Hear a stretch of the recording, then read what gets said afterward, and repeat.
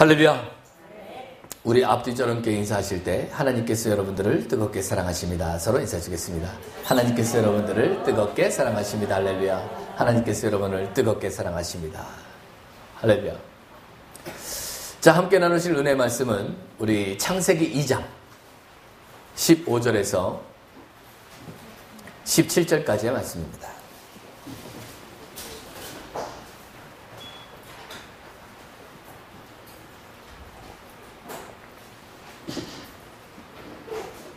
자, 창세기 2장 15절에서 17절까지의 말씀. 자, 모두 찾으실 줄 믿고 다 함께 천천히 한번 합독해 보도록 하겠습니다. 시작.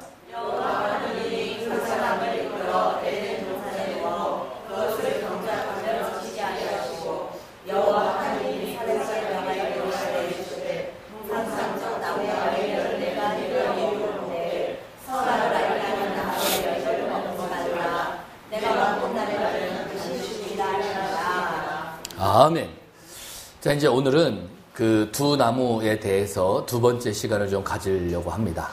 여러분들이 지난주에 이제 우리가 말씀을 나눌 때 하나님께서 사람을 생명나무를 먹기를 원하셨지만 강요하지 않으셨고 다만 생명나무 앞으로 우리를 인도하셨다고 말씀을 드렸죠. 자, 이것은 하나님이 우리를 임의로 우리 안에다가 생명나무를 넣을 수 없어서 안 그러신 게 아니고 우리 스스로가 하나님을 선택하기를 원하셨다라는 말씀을 드렸어요. 자, 이제 실제로 여러분 소인배일수록 누구에겐가 뭔가를 강요합니다. 그렇죠? 제가 말씀드리는 소인배라는 것은 마음이 작은 사람을 얘기합니다. 그러나 여러분 마음이 큰 사람일수록 누군가에게 자유를 인정해 주죠. 왜냐하면 얼마든지 그 사람이 자유롭게 나를 선택할 수 있는 자기 능력의 부요함이 있기 때문에 그래요. 그래서 여러분 우리가 어떤 문제에 빠져 있을 때는 그 문제의 해결점이 보입니까? 안 보입니까? 안 보이죠? 그런데 한 걸음 물러나서 보면요. 그런 것들이 보일 때가 많죠. 여러분 우리가 원칙적으로 사람의 모든 위치를 여러분들이 보셔야 되는데 우리 사람들은요. 환경이나 어떤 자신의 능력에 많이 치우치게 되어 있습니다.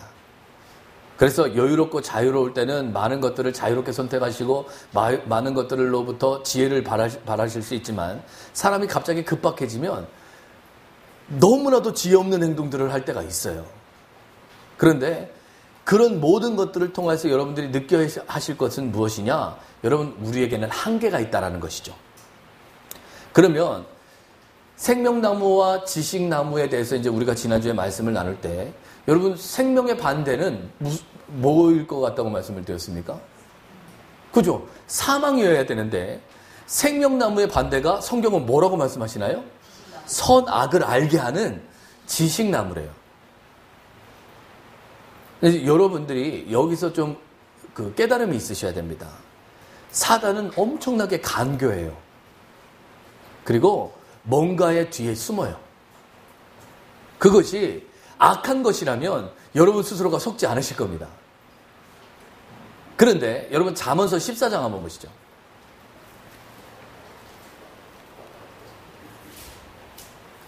잠언서 14장 12절 한번 합독해 보겠습니다.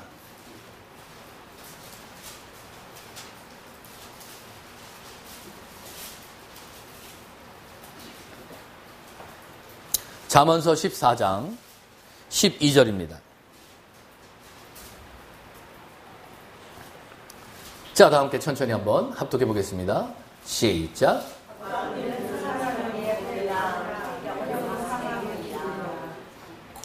자, 여러분 지식이요. 다만 악한 지식만 있으면 여러분들이 안 속으세요.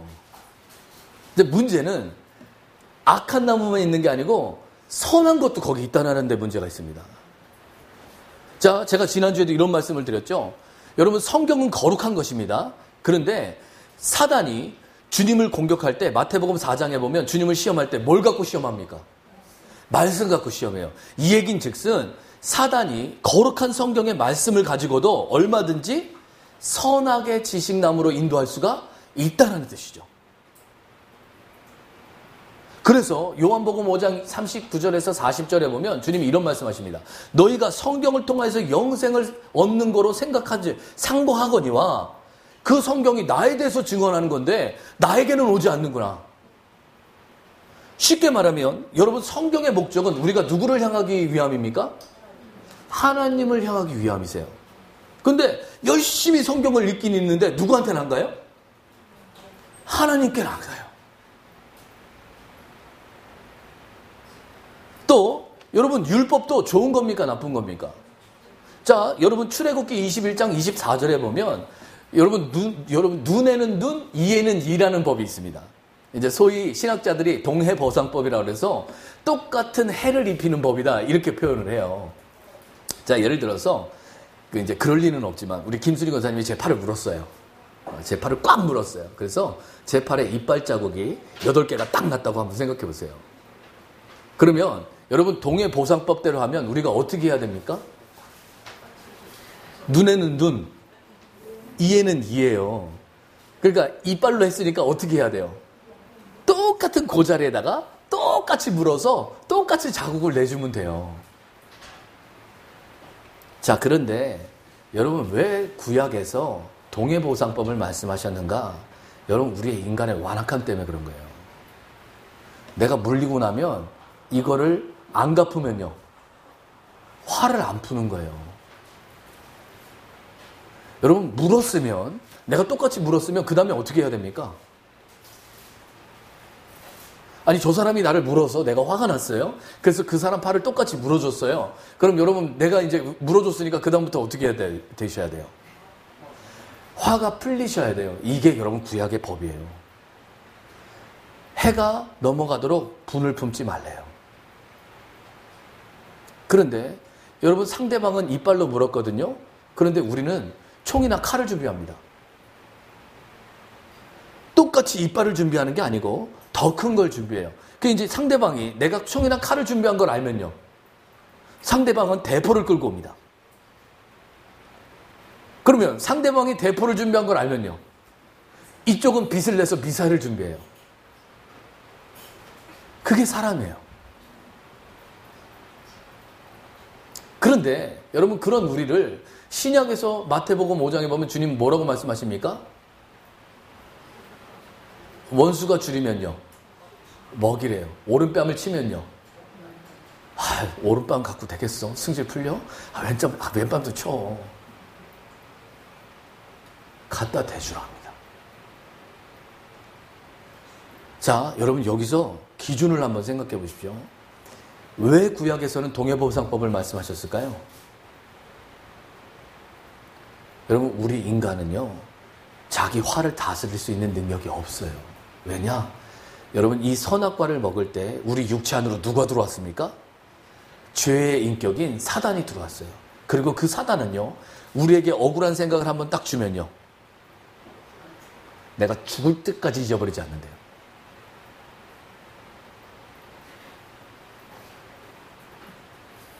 아니 여러분 상식적으로 어떤 억울한 일을 당했는 걸 여러분 죽을 때까지 안 잊어버리면 누구 손해인가요?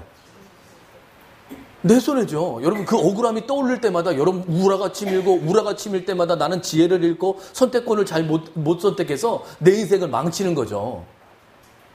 그런데 그 미련한 짓을 하게 만들어요. 그리고 그것이 만약에 여러분들이 선택할 때 그것이 만약에 틀렸다라는 생각을 하시면 그 선택을 하실까요? 안 하실까요? 안 합니다. 그런데 사단은요. 교묘하게 내 선택이 옳은 것처럼 말해요. 너 잘하는 거야. 너 계속 용서해주면 너 만만하게 본다? 하지마. 이렇게 말해요. 여러분 우리가 인생을 살 때 용서하면서 사시는 게 행복합니까? 누군가를 미워하시면서 사시는 게 행복합니까? 여러분 우리 모두가 알고 있죠. 바울은 로마서 7장 15절에서 20절 사이에 이런 말을 합니다. 내가 선을 행하고자 원함은 내 속에 있는데 선을 행하는 능력은요. 나한테 없대요. 내가 한 법을 깨달았는데 내 속에서 이 죄의 법이 있어서 나를 항상 죄를 짓게 만든다는 거죠. 화내기 싫습니다. 짜증내기 싫습니다. 당황하기 싫어요. 불안해하기 싫어요. 두려워하기 싫어요. 다 싫어요. 그러면 싫으면 내 맘이면 누구 맘대로 돼야 돼요? 내 맘대로 돼야 되는데 이 모든 것들이 싫은데도 불구하고 내가 항상 싫은 걸 선택하더라는 거예요. 그리고 바울은 이게 내가 그러는 게 아니고 나는 분명히 싫어하는데 이걸 자꾸 선택한다는 건 내 속에 또 다른 인격이 있구나. 이걸 깨달았다는 거죠. 그럼 여러분 한번 생각해 보세요. 선악과가 에덴 동산에 있었을 때는 우리 밖에 있었죠. 그런데 여러분 우리가 로마서 7장만 읽어봐도 이 선악과가 우리 어디로 들어온 겁니까? 육체 안으로 들어온 거예요. 그러니까 옳고 그름을 따질 때는 여러분 항상 우리의 뭐가 발동합니까? 육체가 발동합니다. 그래서 우리를 자꾸 악한 것을 선택하게 하고 하나님으로부터 멀어지게 해요. 그런데 여러분 창세기에 있던 그 생명나무이신 이 그리스도, 우리가 이제 지난주에도 말씀을 드렸지만 우리가 창세기 2장만을 읽어서는 그 생명나무가 그리스도인지를 모르시지만 요한복음 1장에 보면 그 예수 그리스도가 생명이라고 말씀하셨죠. 요한복음 1장 4절에 보면 그 속에 생명이 있으시다고 그랬어요. 그리고 요한복음 15장 5절에 보면 예수가 참포도 나무라고 그러셨어요. 그렇죠? 그러면 생명나무는 누구 얘기하는 겁니까? 그리스도예요. 하나님은 우리가 그리스도를 선택하고 그리스도를 먹음으로 그리스도가 우리 육체를 지배하기를 원하셨어요. 자, 문제는 그리스도가 들어오기 전에 우리 육체로는 누가 먼저 들어왔습니까? 사단이. 그러니까 이제 하나님이 방법을 바꾸셨습니다. 하나님은 어디로 들어오셨어요? 그리스도가 죽으시고 부활하심으로 말미암아 여러분 로마서 8장에 거기 16절에 보면 우리 영 안에서 성령님이 친히 우리 영 안에 함께 계시는 걸 증언하신대요. 쉽게 말하면 우리 영 안에는 누가 들어와 계십니까?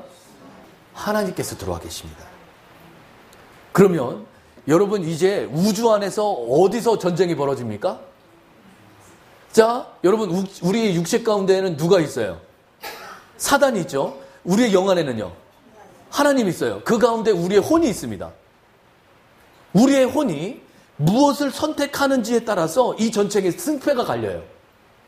자, 문제는 하나님은요, 우리에게 자유의지를 주셨기 때문에 우리가 그분에게 매료되고 그분에게 사랑에 빠져서 그분을 자연적으로 선택하게 만드셨어요. 그런데 사단은 요한복음 8장 44절에 보면 사단은 주특기가 뭡니까? 거짓말하고 속이고 죽이고 멸망시켜요. 그래서 이름이 거짓의 아비예요.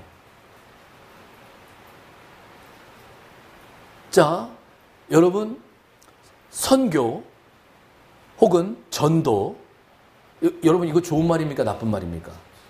좋은 말입니다. 그런데 여러분 이 좋은 말 뒤에도 누가 숨을 수 있습니까? 사단이 숨을 수 있어요. 자, 처음에는 영혼을 구원하겠다고 시작해요. 그래서 여러분 우리 돈을 모읍시다. 영혼들을 위해서 헌신합시다. 근데 돈을 싹 모았어요. 그런데 모으고 보니까요. 돈이 좀 많아요.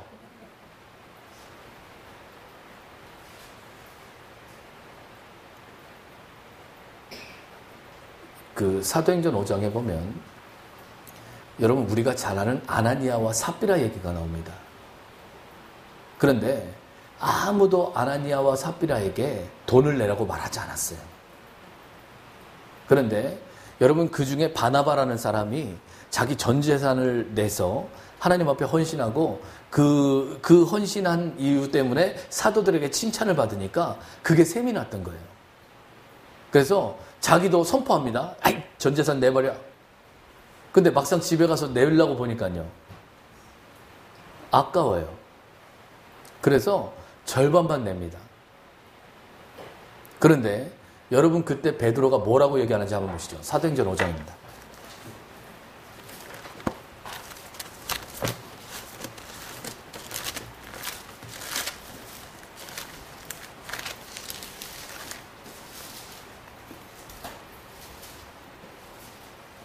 (3절) 한번 읽어보겠습니다.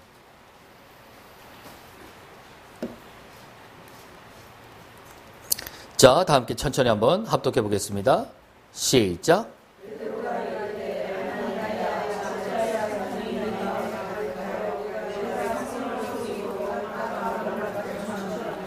누구를 속였어요? 성령님을 속였어요. 여러분, 여기서 아나니아와 삽비라가 죽음을 당했다는 건 여러분 영적인 죽음을 얘기하는 겁니다. 여러분, 우리는 방금도 찬양했지만 누가 생명이십니까? 하나님이 우리 생명이시죠? 그럼 그분과 우리가 차단되면요. 자, 여러분, 제가 지난주에도 생명이 어려운 게 아니라고 말씀드렸습니다. 여러분, 호흡하고 먹고 여러분 마시는 건 우리의 생명과 직결되어 있죠. 여러분, 생명이라는 건 사는 거예요. 그럼 하나님이 우리 생명 됐다는 건 우리가 누구로 인하여서 살아야 된다는 뜻입니까? 그게 여러분 그리스도입니다. 주일날 성경 들고 여러분 여기 앉아있다고 그리스도인이 아니고 여러분들의 마음의 중심이 하나님을 향해 있어서 매 시간, 매분, 매시, 매초가 하나님과 함께 호흡하고 하나님과 함께 사시는 것. 그것이 그리스도를 생명으로 누리신 거예요. 자, 그런데 여러분, 우리가요, 예를 들어서 그냥 아주 작은 나무 토막 하나로도 이 전기 스위치 사이에다 끼워 놓으면 전기가 들어와요, 안 들어와요? 안 들어오죠? 자, 여러분, 화곡동에 엄청난 발전소가 있어서 그 발전소에 있는 전기가 우리 교회 안으로 흘러 들어온다고 한번 생각해 봅시다. 그런데 스위치에다가 제가 나무 하나 꽂아 놓으면요, 그 혜택을 누릴 수 있습니까? 없습니까? 여러분, 똑같습니다. 하나님은 어마어마한 능력을 갖고 계시지만 여러분, 이 믿음이라는 스위치 사이에 조그마한 교만, 조그마한 어떤 생명과의 단절되는 어떤 절연체가 끼어져 있다면 여러분, 그 능력을 누리실 수 없어요. 하나님은 하나님과 우리 사이에 있는 이 절연체, 우리 사이에 이 공급하는 모든 생명을 끊어내는 이것들을 없애기를 원하십니다. 그래서 여러분, 이스라엘 백성도 광야에서 40년 동안 훈련을 받았던 거예요. 그러면 여러분들이 이제 한번 생각해 보십시오. 창세기에 있던 에덴 동산이 이제는 누구 안으로 들어왔습니까? 우리 안으로 들어오셨어요. 지금 여기에 앉아있는 여러분들은 작은 에덴 동산입니다. 여러분들은 생명나무와 선악을 알게 하는 지식나무 사이에서 선택권을 갖고 계시는 하나님의 생명의 통로들이세요. 내가 무엇을 선택하는지에 따라서 하나님의 영광이 되실 수도 있고, 여러분, 선악을 알게 하는 지식나무가 사막나무는 아니었죠. 이 얘기인즉슨 우리는 분명히 좋은 줄 알고 선택했어요. 아까 잠언서 14장 12절에 뭐라고 얘기합니까? 사람이 보기에는 필경 옳은 길인데 막상 선택하고 보면요, 사막의 길이에요. 어제도 우리 청년이 하나가 이런 얘기를 합니다. 여러분, 가짜일수록 화려하게 지어요.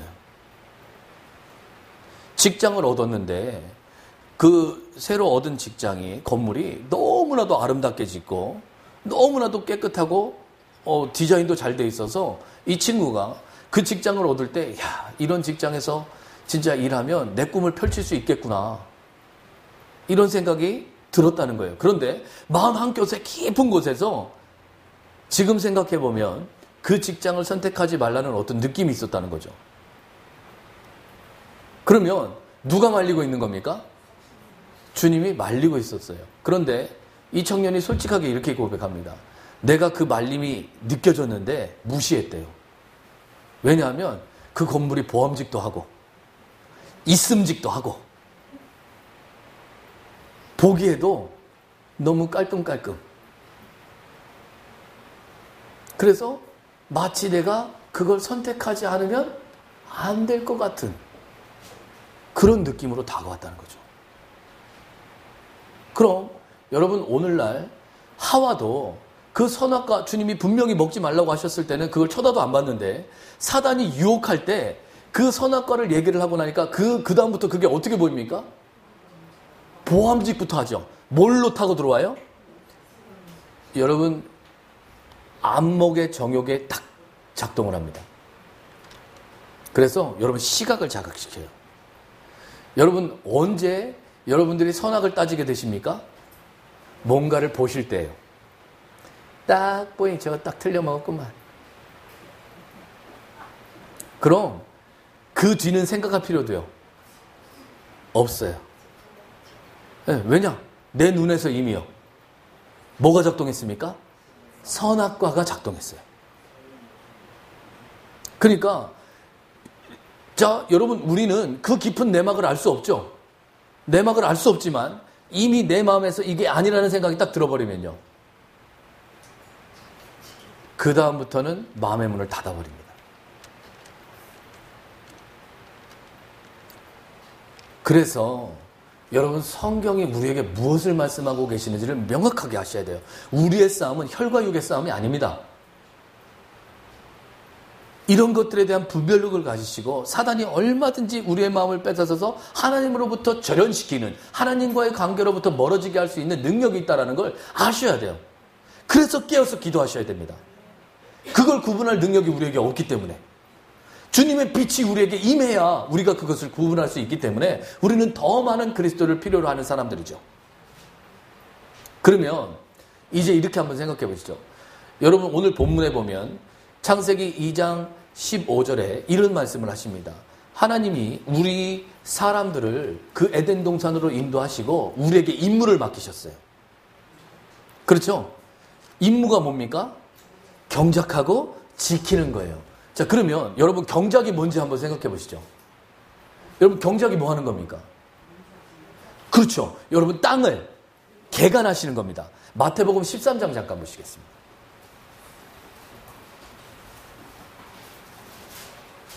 자, 마태복음 13장 19절만 한번 합독해 보겠습니다.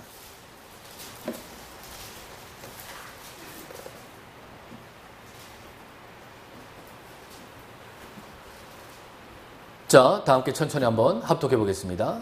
시작.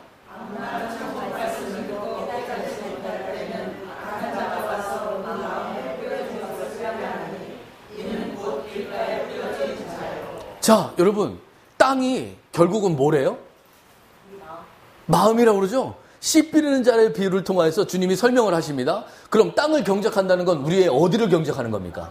마음을 경작하시는 거예요. 자, 제가 그 히브리어 원어에 에덴의 뜻이 뭔지 설명을 한번 드렸죠? 여러분, 에덴은 기쁨이란 뜻이에요. 그러면 여러분, 하나님이 에덴 동산을 거닐었다. 이 말은 여러분, 우리의 마음이 어떨 때 하나님이 우리를 건지실 수 있는 겁니까?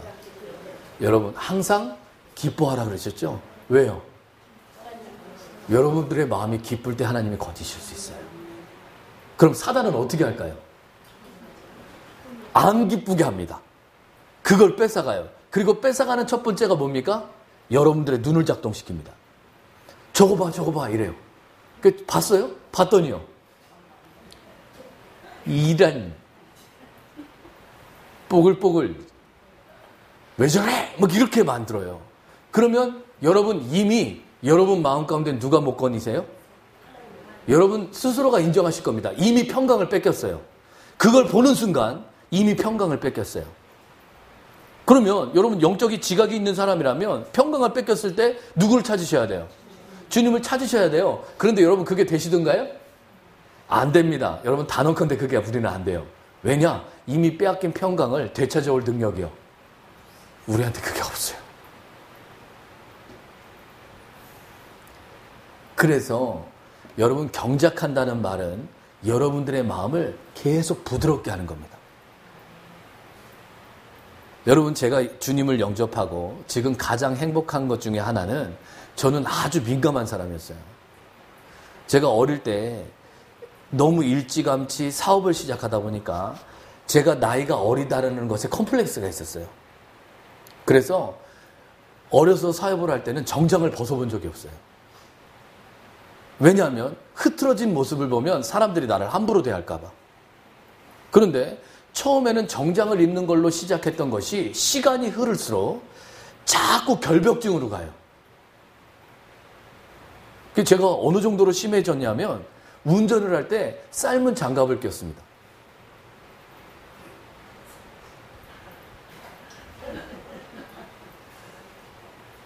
이게 만지기가 싫은 거예요. 저희 집에, 그 침대가 있던 집에 카페트가 깔려 있는데, 여러분, 그때는 그 카페트 까는 게 유행이었어요. 그런데 일주일에 한 번씩 그걸 걷어내서 드라이를 한다고 생각해 보세요.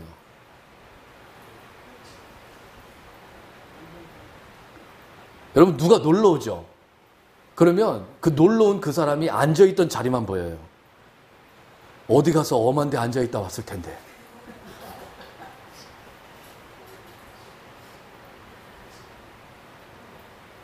그러니까 그 사람이 빨리 갔으면 좋겠어요. 사람들과 친교가요. 안 돼요.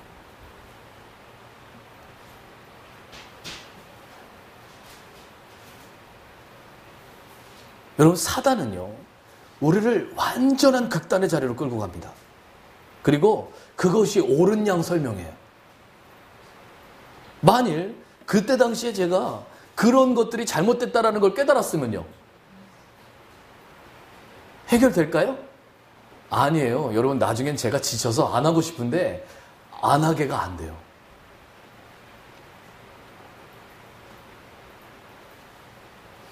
여러분 이게 사단이 하는 짓이에요. 우리의 마음을 뺏어가서 누구의 포로로 만듭니까? 자기의 포로로 만들어요. 예레미야서 4장 14절에 주님이 뭐라고 말씀하십니까? 너희의 마음을 완악하게 하지 말래요. 너희의 마음을 부드럽게 하래요. 너희가 언제까지 너희의 생각을 악하게 품겠느냐. 여러분 예수를 믿는 우리는요. 악한 마음, 악한 생각을 하면 하나님이 역사하실 수가 없습니다. 그럼 사단은 우리가 어떻게만 하면 됩니까? 간단한 거예요. 여러분 사단과 하나님의 싸움은 간단한 겁니다. 우리의 마음을 자꾸 악하게 만들어요. 완악하게 만들어요. 그리고 뭐를 자꾸 따지게 만드느냐? 이게 옳아요 그러면? 하나님도 해도 너무하시네. 누구를 부인하게 만듭니까? 생명을 부인하게 만들어요. 하나님이 우리 생명인데 생명을 부인하게 만들어요. 그럼 생명이 없는 사람은 삶이 어떻게 될까요? 그렇죠. 죽은 삶이죠. 맨날 흑암을 좋아하고 어둠을 좋아하고 죽음을 좋아해요. 사망을 좋아합니다. 히브리서 3장을 한번 보시죠. 자, 히브리서 3장 7절 8절만 한번 합독해 보겠습니다. 자, 다 함께 천천히 합독해 보도록 하겠습니다. 시작.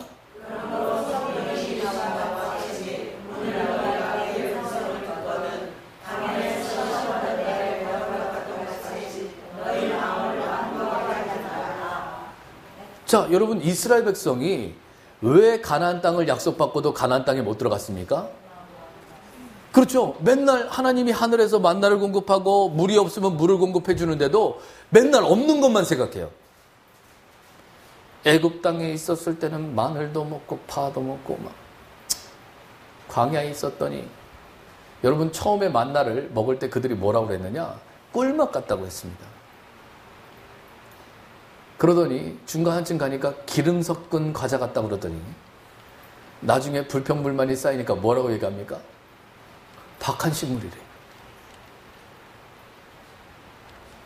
여러분 우리도 하나님의 말씀을 향하여서 여러분 경작이 안 돼 계시면 경작하는 훈련을 안 하시면 여러분 시간이 흐를수록 말씀이 박한 식물로 바뀝니다.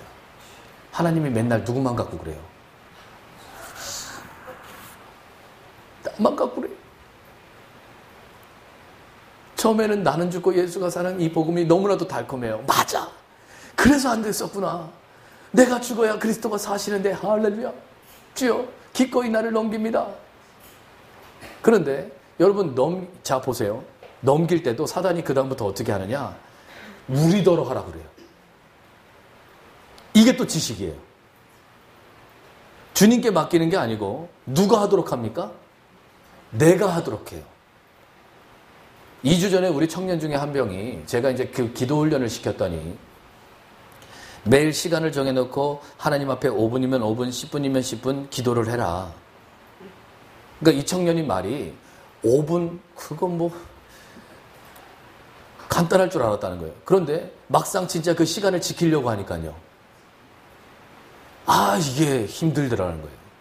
그런데 어느 정도 한 달이 넘어가니까 이제는 뭐 10분이 되고 뭐 17분이 되고 20분이 되고 막 이렇게 시간이 늘려가면 늘려갈수록 어느 정도 기도하면서 자유함을 맛보기 시작하는 겁니다. 만약에 내가 마음이 괴로워요. 그럴 때 주님, 이 모든 것 다 주님이 책임지시나 하셨사오니 주님께 넘깁니다. 휙! 방금까지 되게 기분 나빴는데 왜 이렇게 기분이 갑자기 괜찮지? 이게 지금 누구를 체험하는 겁니까? 그렇죠. 생명 나오신 그리스도를 체험해요. 자, 그런데 이제 문제는 다음 날이에요. 어저께 이 기도를 하고 자유했기 때문에 다음 날도 어떻게 기도하려고 할까요? 가만히 있어봐. 내가 어저께 어떻게 했더라? 하고 똑같이 기도를 했는데 다음 날은 안 되더라는 거예요. 그래서 저한테 와서 묻는 겁니다. 목사님, 어제는 분명히 이게 됐는데 오늘 그걸 똑같이 했는데 왜 안 되는 겁니까?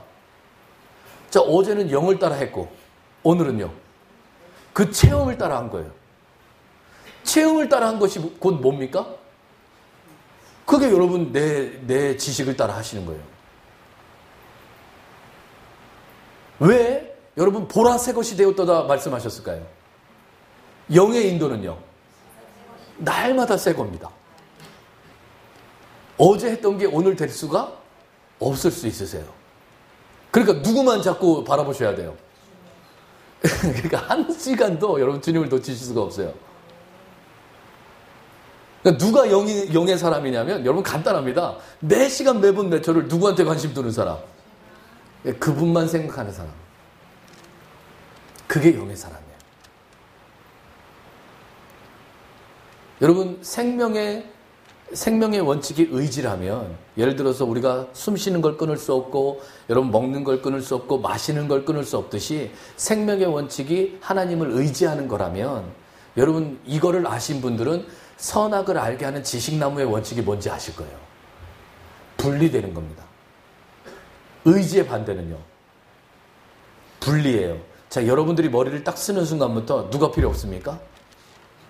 하나님이 필요 없어요. 자, 여러분 제가 여러분들에게 여쭤볼게요. 여러분 스스로가 가만히 마음에 손을 얹고 생각해 보십시오. 여러분들이 뭐를 하고 싶을 때 하나님이 필요합니까? 여러분들의 마음의 욕구가 막 올라와요. 내가 이걸 뭔가를 하고 싶어요. 그러면 여러분 그때는 하나님이 필요로 하십니까? 여러분 단언컨대 여러분 하나님을 찾고 싶지 않아요. 왜냐하면 내 영 깊은 곳에서 너는 나만 있으면 돼. 자꾸 그러시거든요.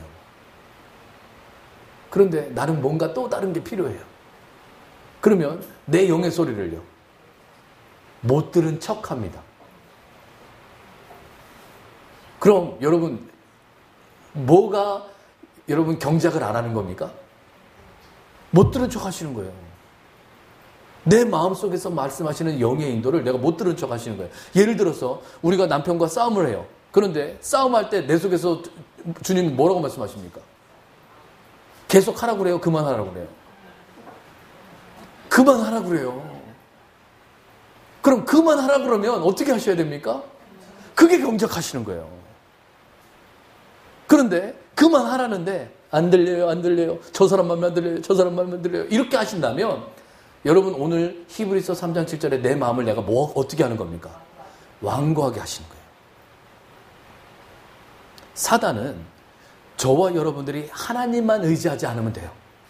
그러면 얼마든지 우리를 갖고 놀 수 있습니다.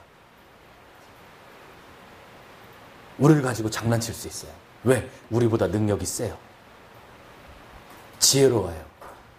훨씬 더 오래 살았어요. 경험도요. 우리보다 훨씬 더 많습니다. 여러분 우리 인간의 속성을요. 사단처럼 잘 아는 게 없어요. 여러분 우리도 우리 속성을 잘 몰라요. 그런데 사단은요. 우리의 속성을 너무 잘 알아요. 어떻게 하면 우리가 잘 넘어오고 어떤 때쯤에 우리를 건드려야 될지도 압니다. 그래서 여러분 유일하게 사람으로서 사단을 이기신 한 분이 계세요. 그게 누굽니까? 그게 예수 그리스도예요. 여러분들이 아까 마태복음 13장 19절을 읽으셨지만 거기서 씨는 뭐를 예표한다고 그랬습니까? 말씀이라고 그랬죠? 그럼 여러분 요한복음 1장 14절에 말씀이 육신이 되어서 이 땅에 오신 분은요? 그리스도죠. 자, 그럼 여러분 마음 개간해서 거기다 누구 심는 겁니까? 그 말이잖아요. 그리스도를 심으시는 겁니다. 그게 생명나무를 선택하시는 거예요. 두 번째 하나님이 우리에게 부탁하신 일이 뭡니까? 경작하고 지키래요. 여러분, 한편으로는 경작하셔야 되지만 하나님을 향해서는 마음의 문을 여셔야 되지만 사단을 향해서는요, 지켜내셔야 됩니다. 사단은 끊임없이 우리의 마음을 뺏어가려고 해요. 근데 문제는 여러분, 사단이 나쁜 걸로만 유혹하면 우리가 마음을 뺏기지 않죠. 그런데 좋은 걸로도 합니다. 선한 걸로도 해요. 제가 아까도 말씀을 드렸지만 여러분, 율법도 디모데전서 1장 8절에 보면 율법도 적법하게만 쓰면 좋은 거라고 말씀드렸죠. 아니, 내 이웃을 내 몸과 같이 사랑하는 게 좋은 겁니까? 나쁜 겁니까? 좋은 거예요. 자, 그런데 여러분, 이 율법이 무서운 이유가 뭐냐? 여러분, 내 이웃을 내 몸과 같이 사랑하라 그랬더니 나한테 적용하는 게 아니고 딴 사람한테 갖다 댑니다. 저거 내 이웃을 내 몸과 같이 사랑하라는데 나한테 왜 저래? 내가 저 사람을 사랑할 생각은 없고 누가 나를 사랑해 줘야 됩니까? 여러분, 우리 집사님들 중에 간증하시는 분들 중에 말씀을 들어보면 그래요. 교회 와서 우리 남편분들이 말씀을 들으시고 집에 가면, 야! 아까 목사님 얘기 들었지? 아니, 그 말씀은 누구한테 하시는 말씀이에요? 나한테 하시는 말씀이잖아요. 그럼 누구한테 적용해야 됩니까? 나한테 적용하셔야죠.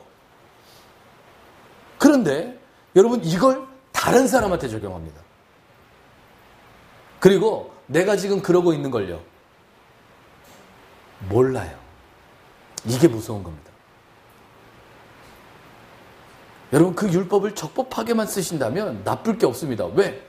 여러분, 내 이웃을 내 몸과 같이 사랑하라. 여러분, 내 이웃을 내 몸과 같이 사랑하면 내 이웃이 나를 싫어할까요? 좋아할까요? 좋아합니다. 기뻐하죠. 사랑합니다. 제가 아까도 그런 말씀을 좀 드렸습니다만, 저는 이제 직접 보지는 않았는데 저희 아내가 저희 아들과 저희 딸이 이번 주에 저희 외가댁에 가서 할머니가 맛있는 뭔가를 줬는데 그걸 먹다가 저희 딸이 먼저 다 먹고 자기 오빠 거를 이제 뺏으려고 이제 그렇게 한 건가 봐요. 그러니까 이제 저희 아들은 안 뺏기고 싶으니까 너 왜 그거 다 먹고 오빠한테 자꾸 달라 그래? 그랬더니 오빠는 왜 천천히 먹어? 막 이러면서 막 이제 싸움이 난 거예요. 그러니까 저희 딸은 그걸 뺏으려고 하고 저희 아들은 안 뺏기려고 하면서 막 다툼이 조금 심해졌어요. 그런데 저희 딸이 이제 나중에 화가 나는데 오빠한테 말도 안 되고 말로도 안 되고 힘으로도 안 되니까 갑자기 헐에다 손을 탁 주더니 오빠 자꾸 이럴 거야? 이렇게 하더라는 거예요. 그런데 제가 놀란 건 저희 아들이에요. 저희 아들이 갑자기 웃으면서 한슬아, 너 화내는 거 너무 귀엽다.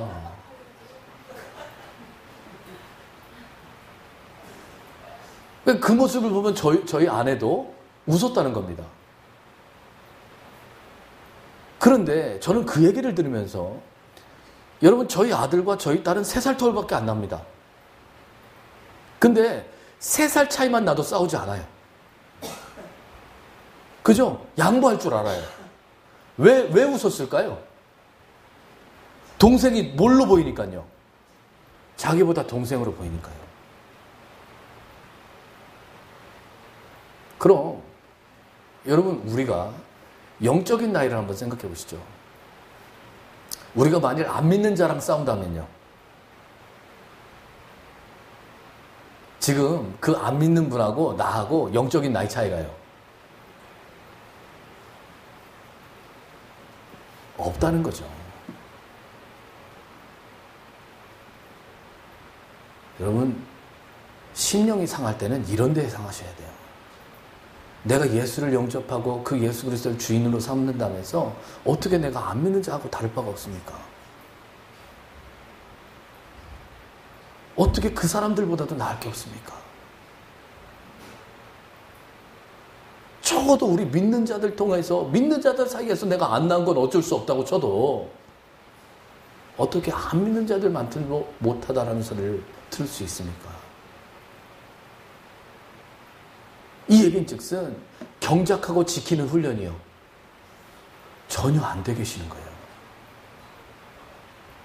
여러분, 하나님이 선악과와 우리 생명나무로 우리를 인도하셨지만 다만 그것에 멈추신 게 아니고 경작하고 지키라고 말씀하셨어요. 그것이 우리가 마땅히 해야 될 우리의 위치일 줄 믿습니다. 또 여러분, 세 번째 17절에서는 주님이 뭐라고 말씀하십니까? 절대로 하지 말아야 될 경고에 대해서 얘기하시죠. 선악을 알게 하는 나무는요, 먹으면요, 여러분, 하나님이 먹으면 결단코 죽는다고 하셨으면 여러분 제일 중요하게 생각하셔야 될 게 뭡니까?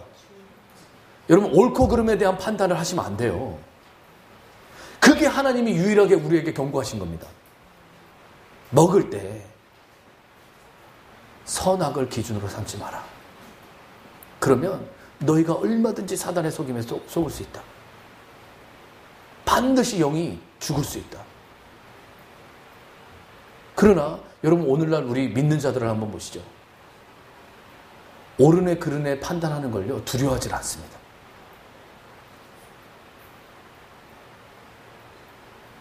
정작 진짜로 우리가 두려워해야 될 것은 여러분, 앞으로 올 그리스도가 아닙니다. 여러분, 지금 내가 예수가 준비 안 됐는데 그분이 오시는 거 걱정하시면 뭐합니까? 만일 반대로 저와 여러분들이 지금 그 예수 그리스도로 짜여 있다면요, 오히려 그분이 빨리 오시길 바라실 겁니다. 지금 우리의 문제는 여러분, 앞으로 오실 그 장차 오실 주님을 기다리지 못하는 그런 것들이 아닙니다. 준비가 안 돼 있다는 게 문제죠. 사단은 많은 것들 뒤에 숨어서 우리를 속일 수 있고, 그것이 다만 악한 것들 뿐만이 아니고 좋은 것들일 수 있다는 사실에 여러분 지각이 열리시길 예수님으로 축원드립니다. 또 여러분들이 항상 선택의 기로에 쓰실 때 생명을 선택하시는 걸 잊지 마십시오. 내가 생명을 선택하면 누가 일하실 수 있습니까? 하나님이 일하실 수 있어요. 그분은 모든 걸 다 하실 수 있습니다. 그분의 부요함, 그분의 풍성함, 그분의 넘쳐나는 그 사랑이 여러분들의 것이 되실 수 있어요. 무엇이 깨어있는 그리스도인들일까?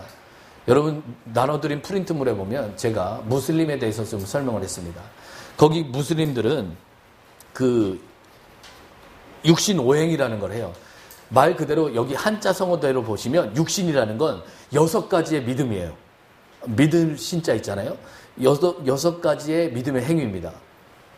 그래서 뭐 알라를 믿고 뭐 쿰난을 믿고 막 이런 것들을 얘기해요. 그리고 오행은 여러분 그들이 행위로 행해야 될 의무들을 얘기합니다. 그런데 그 중에 그 살라트, 말 그대로 예배의 행위가 있는데 그 예배 행위를요 하루에 5번씩 해요. 그래서 그 무슬림들이 보면 시간만 되면 우르르 몰려나가서 한쪽 방향을 향해서 절하는 거 보셨을 거예요. 질서정연하게 줄을 맞춰서 절을 합니다. 그런데 그 절을 할 때 그분들이 쌓아갖고 다니는 신발로 갈아 신는데요. 왜냐하면 출애굽기에 보면 이곳은 거룩하니 내 신을 벗어라 그러셨잖아요. 그러니까 이제 자기 신발 벗어놓고 새 신발 갈아 신는 거예요. 여러분, 주님이 신발 갈아 신으라고 그랬습니까? 마음을 새롭게 하라고 그랬습니까? 예배드리는 자가 신령과 진정으로 예배할지니 그러셨죠. 자, 여러분, 요한복음의 예를 들어봅시다. 제가 이따가 헌신자 때 이 부분을 다루겠지만 여러분, 요한복음이 특이한 점이 하나 있습니다. 요한복음 3장에 보면 니고데모가 와서 거듭남에 대해서 물어봐요. 그런데 주님한테 이렇게 묻습니다. 그럼 어떻게 해야 다시 태어날 수 있습니까? 어머니 모태로 들어갔다 나오면 다시 태어날 수 있습니까? 이렇게 물어요. 그런데 주님 답변은 뭡니까? 육으로 난 건 육이고 영으로 난 건 영이다. 애매하게 답변했어요. 야, 네 말이 틀렸어. 이렇게 말씀하시는 게 아니고 그냥 육으로 난 건 육이고 영으로 난 건 영이다. 어떻게 보면 물어본 질문과는 상관없는 듯한 답변을 하세요. 또 여러분, 요한복음 4장에 보면 수가성 여인도 있죠. 그 수가성 여인이 주님한테 이런 질문을 합니다. 우리의 조상들은 여기 야곱의 우물이 있는 여기 사마리아에서 예배를 드려도 된다 그러고 당신네 유대인들은 예루살렘에서만 예배를 드려야 된다고 하는데 그럼 무슨 말이 맞습니까? 그러면 여러분 이렇게 물었을 때 답변은 어떻게 해야 맞아요? 그래, 예루살렘에서 드려라. 혹은 사마리아에서 드려라. 뭐는 잘못됐다. 뭐는 맞았다. 이렇게 말씀을 하셔야 되는데 주님은 이렇게 말씀하십니다. 이 산에서도 말고 저 산에서도 말고 예배드리는 자가 신령과 진정으로 예배할지니 라고 말씀하셨어요. 이 얘긴즉슨 옳고 그름의 관점에서요. 얘기하시지 않아요. 또 여러분들이 잘 아는 요한복음 8장에 가늠한 여인 사건이 있죠. 모세의 율법에는 이런 사람을 돌로 쳐 죽이라고 그랬는데 당신은 어떻게 하라고 말씀하시겠습니까? 그랬어요. 그러면 원래대로 답변하시려면 뭐라고 하셔야 돼요? 돌로 쳐라 혹은 치지 말아라 이렇게 말씀하셔야 되는데 그게 아니고 가만히 앉아서 씁니다. 요한복음 9장은 어떻습니까? 눈먼 사람들 이 맹인에게 제자들이 묻습니다. 이 사람이 눈먼 것은 이 사람의 죄 때문입니까? 조상의 죄 때문입니까? 사람들은요. 이게 누구 죄 때문인지를 알길 원해요. 도대체 뭐 때문에 그러는지를 알길 원해요. 그런데 주님은 뭐라고 답변하십니까? 조상의 죄도 아니고 이 사람 죄도 아니고 하나님의 영광을 위함이다. 그러면 여러분 제가 말씀드린 이 네 가지 경우를 가만히 한번 생각해 보시죠. 여러분 만약에 요한복음 8장의 기준으로 여러분들이 생각해 보면 너희들 중에 죄 없는 자가 쳐라 그랬죠. 그럼 여러분 사람 중에서 죄 없는 사람은요? 없어요. 그럼 여러분 죄 없는 분은 누구밖에 없습니까? 하나님밖에 없죠. 주님이 누구에게로 인도하고 계십니까? 옳고 그름 따지지 말고 하나님께로 가라. 또 여러분 장님도 마찬가지입니다. 눈이 먼 이 맹인에게 이 사람의 죄입니까? 조상의 죄입니까? 그랬더니 여러분 하나님의 영광을 위함이라고 그러셨죠? 이것 또한 누구에게 인도하는 겁니까? 하나님께로. 그럼 왜 요한복음은 묻는 대로 이거다 저거다 답변 안 하시고 하나님께로만 인도하실까요? 여러분 요한복음 전체가 그래요. 제가 이제 지금 일부만 설명해서 그런데 요한복음 전체가 그래요. 왜 그럴까요? 그렇죠. 여러분 요한복음이 생명의 책이라 그래요. 생명으로 인도하시는 거예요. 여러분들의 지금 문제는 환경도 아니고요. 여러분 자신도 아니고요. 사단도 아닙니다. 여러분들의 문제는 딱 하나. 누가 부족한 겁니까? 생명이신 그리스도가 부족해서 그래요. 생명이신 그리스도가 부족하니까 누군가를 사랑할 수가 없고요. 여러분 사랑이 안 되는데 누군가를 사랑하려니까 힘드신 거예요. 여러분 하물며 나 자신조차도 사랑이 안 됩니다. 왜냐? 날 쳐다보면요. 여러분 제 경우를 말씀드릴게요. 처음에 성경이 열렸는데 성경이 열리고 나서 절 쳐다보니까 제가 한심하기 짝이 없어요. 성경의 기준에 부합되는 게요. 하나도 없어요.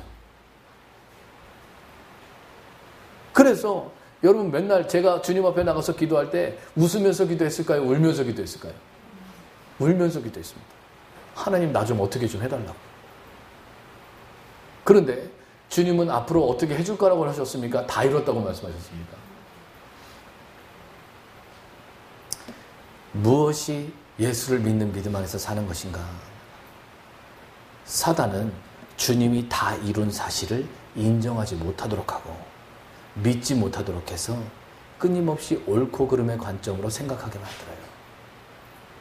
그러나 여러분 저희 아내가 이런 말을 해요. 어저께 제가 감동을 받았는데 최영 사무가 저 때문에 대구에서 되게 힘들 때 제가 잘못하는 걸 자꾸 하나님께 일렀대요. 하나님 도대체 저 남편이 왜 저럽니까? 하면서 자꾸 일렀더니 하나님께서요. 제가 잘못한 걸 떠올리는 게 아니고 잘하는 걸 자꾸 떠올려 주시더래요. 네 남편이 지금 그거 하나 문제 외에는 다 좋지 않냐? 그러면 너는 왜 안 좋은 것만 자꾸 보냐?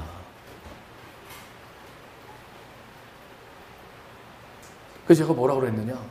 참 나보다 영성이 깊다고 그랬습니다. 여러분, 생명나무를 선택한다는 건 여러분 사는 걸 선택하는 겁니다. 여러분, 누군가를 칭찬해 주시고 누군가를 사랑해 주시는 게 살리는 겁니까? 여러분, 누군가가 잘못된 걸 지적하시는 게 살리는 겁니까? 제가 생명나무 깊게 설명 안 해도 여러분 이분은 이미 알고 계실 거예요. 여러분 영의 깊은 곳에서 사는 길을 주장하시는 주님의 음성을 따라 사시기를 예수님으로 축원드립니다. 그러면 반드시 우리의 모든 삶에 좋은 일만 넘치실 겁니다. 이 복을 누리시는 저와 여러분들 되시기를 예수님으로 축원드립니다. 기도하시겠습니다.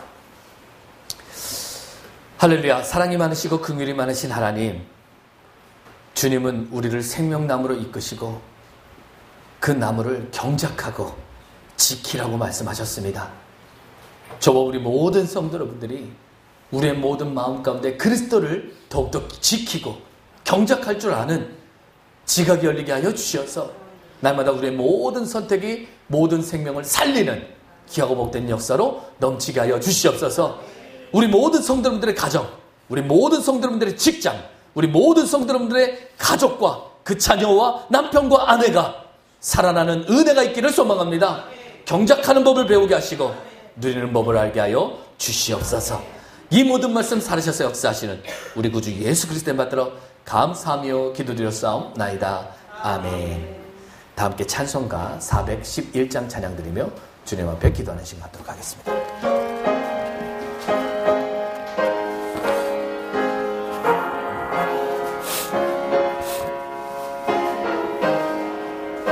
찬송가 412장입니다. 내 영혼의 깊은 데서 맑은 가락이 흘려나네. 하늘 곡조가 언제나 흘러나와 내 영혼이 고이 싸네.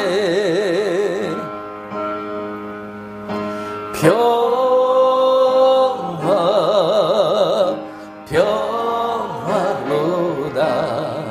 하늘 위에서 내려오네. 그 사랑의 물결이 영원토록 내 영혼을 덮으소서. 내 마음속에 솟아난 이 평화는 깊이 묻힌 보배로다. 나의 보화를 캐내어 가져갈 자 그 아무도 없으리라면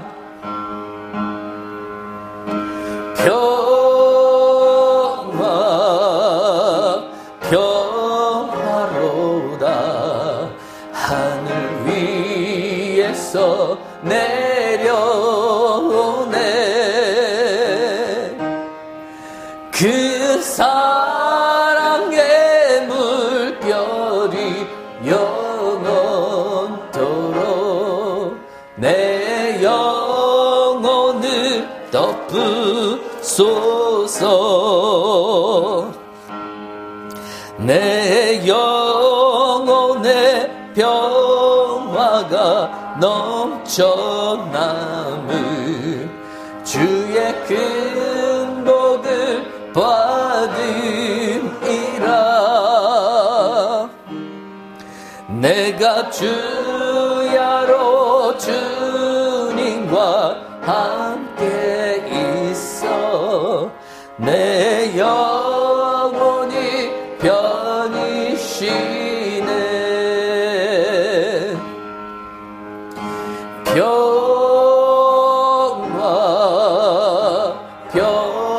평화로다. 하늘 위에서 내려오네. 그 사랑의 물결이 영원토록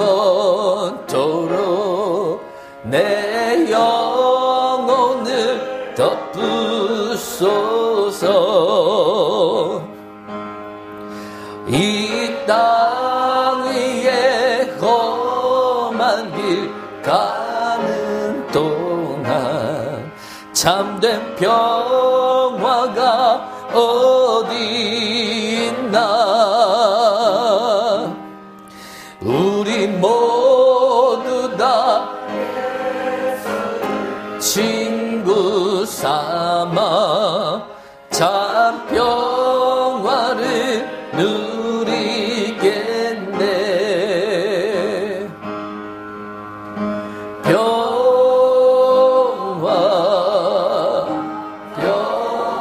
평화로다. 하늘 위에서 내려오네.